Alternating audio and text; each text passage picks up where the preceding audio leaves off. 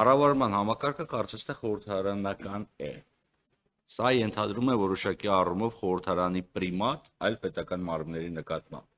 Չէ, ես չեմ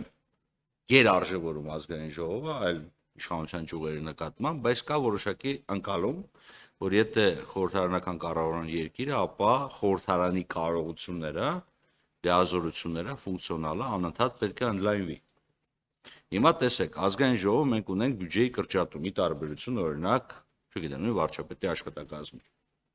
Հիմա հարցը հետևյալն է. ոնց է քաղաքական տեսանկյունից պատկերացնում ազգային ժողովի եւ խորհրդարանական կառավարման արմատավորումը, ընդ որում այդ խորհրդարանական կառավարումը խորհրդարանական կառավարության, խորհրդարանական բնույթի կառավարում ունեցող երկրի կառավարության ուժեղացման նաեւ ուղղված է, որ մենք ըստ էության կրճատում ենք ազգային ժողովի ֆինանսավորումը։ Օրինակ տեսեք, ՊՎԾ-ի պարագայում դուք ասացիք, ֆունկցիաների ավելացում է տեղի ունեցել, դրա համար աշխատավարձը, կներեք, բյուջետային հատկացումը ավելացվել է։ Հիմա ուզում եմ ասեք, ազգային ժողովում ֆունկցիոնալ ինչ նվազումներ է տեղի ունեցել, որի պարագայում մենք նվազում ունենք ազգային ժողովի ֆինանսավորման։ Եվ հաջորդ հարցը, տեսեք, էներգիայի պահպանման օրենքի շրջանակներում, որ ասում եք ՊՎԾ-ի լիազորությունները, ֆունկցիաները շատացել են, դրա համար մենք ֆինանսավորումը շատացել ենք։ Ուրեմն պետք է ասեք, որտեղից է այդ ֆինանսավորումը կրճատել։ Կարող է ազգային ժողովից է կրճատել։ Որովհետև տեսեք, եթե էներգիայի պահպանման կանոնով ենք առաջնորդում, այդ ֆունկցիան այդ գործառույթը եղել է մեկ այլ մարմնի մոտ։ Հիմա տեղափոխել ենք ՊՎԾ։ Եթե սխալ եմ, ասեք, չէ, նոր ֆունկցիա է այդ եկել, դա հնարավոր է, նաև բնության մեջ։ Եթե դա նոր ֆունկցիա է, դա մի բան է, եթե ֆունկցիան տեղափոխվել է մեկ այլ մարմնից, պետք է ասենք, այդ մարմինը ինչքան բյուջե ուներ այդ ֆունկցիայի համար,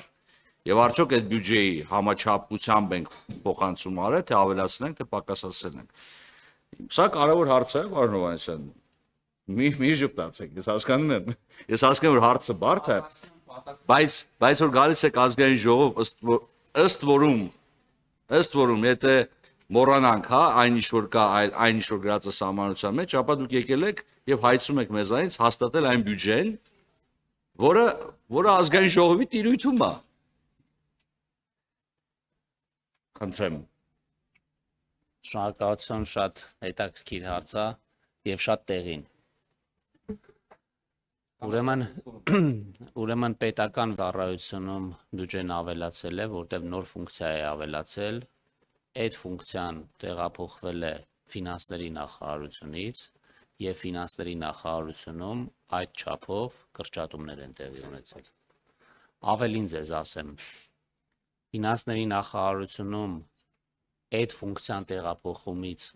առաջ նոր ֆունկցիա է ավելացել, որի համար հավելյալ ռեսուրսներ, այսինքն այդ գնահատման ֆունկցիան, որի մասին ես խոսեցի, դրա համար հավելյալ ռեսուրսներ չի պահանջվել, որտեղ մենք ունեցել ենք թափուր հաստիկներ, որի միջոցով այդ ֆունկցիան լրացրել ենք։ Ինչ վերաբերվում է ընդհանուր նվազմանը, ապա նվազում տեղի է ունեցել բոլոր մարմիններում։ Այլ հարց է, որ որոշ ուղղություններով ավելացումներ են տեղի ունեցել, այսինքն ապարատային ծախսերի նվազում է տեղի ունեցել, որովհետև մենք ուզում ենք, նպատակ ունենք օպտիմիզացնել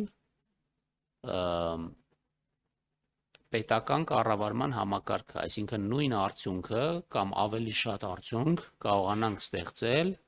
ավելի փոքր ռեսուրս ծախսելով։ Ոնց ենք մոտեցել այս հարցին, ճիշտ նույն ձև, ոնց որ անցած տարի։ Այսինքն մենք հաշվել ենք, թե ամեն պետական մարմնում որքան գումար պետք է հատկացվի իր բնականon գործունեությունը ապահովելու համար եւ կրճատել ենք 4%-ով։ Եվ այն մարմինները, ովքեր ունեն հիմնականում ապարատային գործունեություն են իրականացնում, եթե այլ քաղաքականության փոփոխություններ տեղի չեն ունեցել, ապա այդ մարմիններում եղել է 4%-ի նվազում։ Իհարկե առանձին դեպքերում կան առանձին այլ պատճառներ, կան դրվագներ, նյուանսներ եւ այլն, բայց ընդհանուր մոտեցումը եղել է այսպիսին։ Այսինքն մենք գտել ենք, որ 4%-ը այն գումարն է, որը հնարավոր է ավելի խնայողաբար եւ ավելի թիրախային եւ ավելի արդյունավետ ծախսելով հեշտորեն խնայել։ Այս է եղել հիմնական մոտեցումը եւ այդ է պատճառը, որ ազգային ժողովի բյուջեն մի փոքր նվազում ունի։ Արձագանքեմ, պարոն Հովհաննիսյան։ Ես մի տեղ եմ լսել, որ ավելի քիչ ռեսուրսով ավելի լավ արդյունքի հասնել, պրինցիպի որ ազգային ժողով չլինի, կամ 3 պատգամավորից բաղկացած լինի, դիցուկ, շատ ավելի օպտիմալ կլինի։ Չէ, ասում եմ, որտեվ լսել եմ նման բան։ Հիմա խնդիրը հետևյալի մեջ է, չէ, այդ առումով չեմ գնում, ես ձեր հետ լրիվ համաձայն եմ։ Պետք է հասկանալ, մեզ ինչքան ապարատ է պետք, որպեսզի հասնենք այն արդյունքի, որը մենք ակնկալում ենք։ Շատ անկեղծ։ Հիմա ես հարցել եմ մեր եւ քարտուղարության եւ փորձագետներին, ունենք արդյոք մենք փաստացի մինչեւ այս տարվա սեպտեմբերը, մինչեւ 3-րդ եռամսյակ ծախսված գումարները ունենք, հասկանալի է մոտավորապես թե ով ինչքան է ծախսել, կատարել կամ թեր կատարել կամ գեր կատարել բյուջեն։ Բայց մենք չունենք արդյունքային ցուցանիշները։ Օրինակ, գրում է, պատահական մի հատ բան վերցնեմ։ Նախատեսել այսքան փորձաքննություն։ Նախորդ տարի եղել է 60, այս տարի պլանավորված է եղել 85, մյուս տարի նախատեսված է 92։ Հարցս հետևյալն է. մենք այս տարվա արդյունքային ցուցանիշները գոնե մինչև սեպտեմբեր չունենք, օրինակ իմանանք, այս մարմինը նախատեսել էր 80 փորձաքննություն, մինչև սեպտեմբեր, մինչև 3-րդ եռամսյակի ավարտ, օրինակ դրա քանի տոկոսն է արել,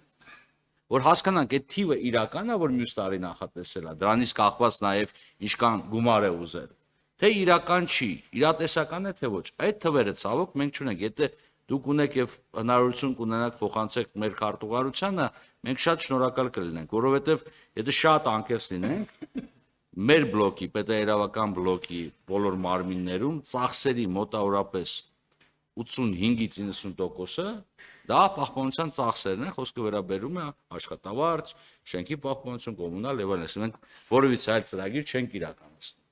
Հիմա առանց այս թվերի, մեզ, որովհետեւ ես ճիշտ ասած շատ անկեղծ ասեմ, ես նույն թվերին չեմ նայում։ Ես նայում եմ արդյունքային ցուցանիշներին, որտեղ արդյունքային ցուցանիշներն են ներ համար հիմք, ինչքանով արդյունավետ է ծախսում այդ միջոցները։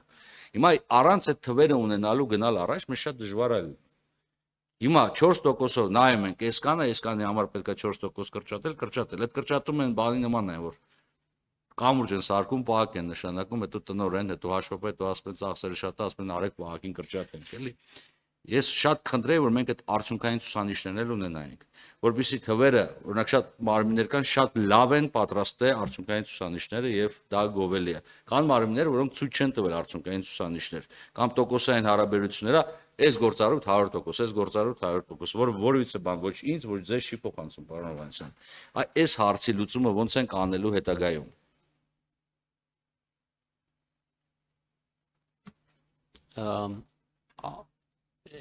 Ինձ թվում է սա ամենակարևոր հարցն է, որը ազգային ժողովում մենք պետքա քննարկենք, բայց ես ասեմ, որ մենք կիսամյակային հաշվետվություն ենք ներկայացրել ազգային ժողով եւ դա հանձնաժողովում էլ քննարկել ենք, այդտեղ արդյունքային ցուցանիշները կիսամյակային ներկայացված է, այսինքն դուք այո, այսինքն այն ցուցանիշները, որին դուք հիմա հաղում եք կատարում, այն հավելվածը, որտեղ արդյունքներն են ֆիքսված, այդ հավելվածի կիսամյակային խնդրում դրամային արտահայտությամբ, թե թվային, որտեղ այսինքն չգիտեմ, եւ դրամային եւ թվային արդյունքային կա, շատ բան։ Մենք առաջ ներկայացնում ենք դա եռամսյակը 1, հիմա ուղղակի քանի որ նպատակահարմար չենք համարել, հիմա կիսամյակը 1 ենք ցույց տալիս, որովհետեւ այդ եռամսյակը 1 էլ երբեմն ցուցանիշները չափելը եռամսյակային կտրվածքով այդքան էլ իրատեսական չի եւ ավելորդ գործառույթ է իրականացվում, որը ըստ էության նպատակահարմար չի։ Այսինքն 6 ամսով ենք հիմա ներկայացնում։ Արդյունքային ցուցանիշ տալը, ձևավորելը ինքնին բարդ process է։ Մենք հիմա ֆինանսների նախարարությունում շատ մանրակրկիտ այդ process-ը իրականացնում ենք, ես անձամբ ներգրաված եմ այդ process-ի մեջ եւ կարող եմ ասել, որ դա այո, շատ հեշտ գործ չի։ Բայց պետք է այս ճանապարհով գնանք եւ կարծում եմ ամենաարդյունավետ ճանապարհը այն է, որ ազգային ժողովում այս քննարկումների ժամանակ պատգամավորների կողմից պահանջ ձևավորվի եւ այս հարցը բարձրացվի նենց ոնց որ դուք բարձրացնում եք, որ այն մարմինները, ովքեր պատշաճ բարձունքային ցուցանիշներ չեն նախատեսել, բախվեն որոշակի բան է երկխոսության ստեղ եւ կարծում եմ որ դա է ճանապարհը, որովհետեւ արդարացիորեն դուք որպես հանրության ձայն պետքա պահանջեք այդ արդյունքային ցուցանիշների նախ ներկայացում, հետո պատշաճ ձևակերպ, պատշաճ կատարում։ Շնորհակալություն։ Ես եմ պատգամավոր պարոն Հովհաննիսյան, այսօր դիտարկեք սա որպես պատգամավորի պահանջ նաև։ Այլ հարցեր արգելի գործընկերներ։ Խնդրեմ Տիկին Ղազարյան, բայց մի բան էլ հավելեմ, պարոն Հովհաննիսյան, համբերությունը չհրաշալով մեր գործընկերների, իդեպ արդյունքային ցուցանիշների համար երևի այդպիսի բյուջեի քննարկում չի եղել, որ դրա մասին խոսք չգնա։ Այս այնպես չի էլի, որ պատգամավորները այս հարցը չեն բարձրացնում, ուղղակի